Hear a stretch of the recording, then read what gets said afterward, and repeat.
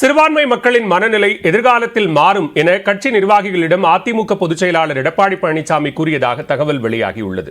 நாடாளுமன்ற தேர்தல் தோல்வி குறித்து சென்னை ராயப்பேட்டையில் உள்ள தலைமை அலுவலகத்தில் மயிலாடுதுறை, நாகை தொகுதி நிர்வாகிகளுடன் எடப்பாடி பழனிசாமி ஆலோசனை மேற்கொண்டார். அப்போது சிறுபான்மை மக்களின் மனநிலை எதிர்காலத்தில் மாறும் என்றும், ஆகவே தொண்டர்கள் யாரும் துவண்டுவிட வேண்டாம் என்றும் எடப்பாடி பழனிசாமி பேசியதாக தெரிகிறது.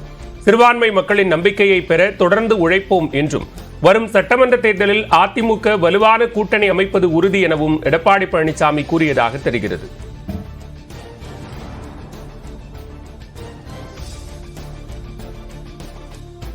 திருப்பதி ஏழுமலையான் கோவிலில் பக்தர்களை இடையூறு செய்ததாக அளிக்கப்பட்ட புகாரில் யூடியூபர் TTF வாசன் மீது திருமலை காவல் நிலையத்தில் வழக்கு பதிவு செய்யப்பட்டுள்ளது.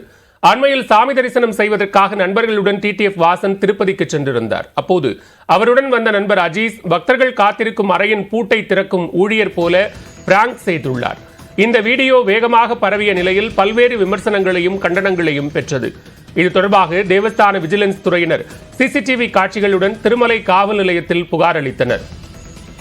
அதன் பேரில் காவல்துறையினர் வழக்கு பதிவு செய்து TTF வாசனுக்கு சம்மன் அனுப்பியிருந்தனர். இந்நிலையில் TTF வாசனின் வழக்கறிஞர்கள் திருமலை காவல் நிலையத்திற்கு விரைந்துள்ளனர்.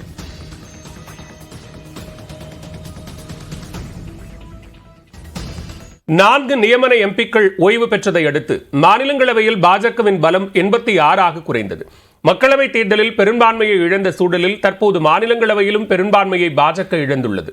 நியமன MPக்களான ராகேஷ் சின்ஹா, ராம் ஷகல், சோனல் மன்சிங் மற்றும் மகேஷ் ஜெத்மலானி ஆகிய 4 பேர் தங்களது பதவிக்காலத்தை சனிக்கிழமை அன்று நிறைவு செய்தனர். இவர்கள் மத்திய அரசின் பரிந்துரையின் பேரில் குடியரசுத் தலைவர் திரௌபதி முர்முவால் நியமிக்கப்பட்டவர்கள் ஆவர். இந்த 4 பேரின் பதவிக்காலம் நிறைவடைந்த நிலையில் மாநிலங்களவையில் பாஜகவின் பலம் தற்போது 86 குறைந்துள்ளது. தேசிய ஜனநாயக கூட்டணியின் பலம் 101 உள்ளது. மாநிலங்களவையில் மொத்த உறுப்பினர்களின் எண்ணிக்கை 245 ஆகும். ஆனால் தற்போது 225 உறுப்பினர்கள் மட்டுமே உள்ளனர். காங்கிரஸ் தலைமையிலான இந்தியா கூட்டணியின் எண்ணிக்கை 87 உள்ளது. இதில் காங்கிரசுக்கு 26 உறுப்பினர்களும், திரிணாமுல் காங்கிரசுக்கு 13 உறுப்பினர்களும் உள்ளனர்.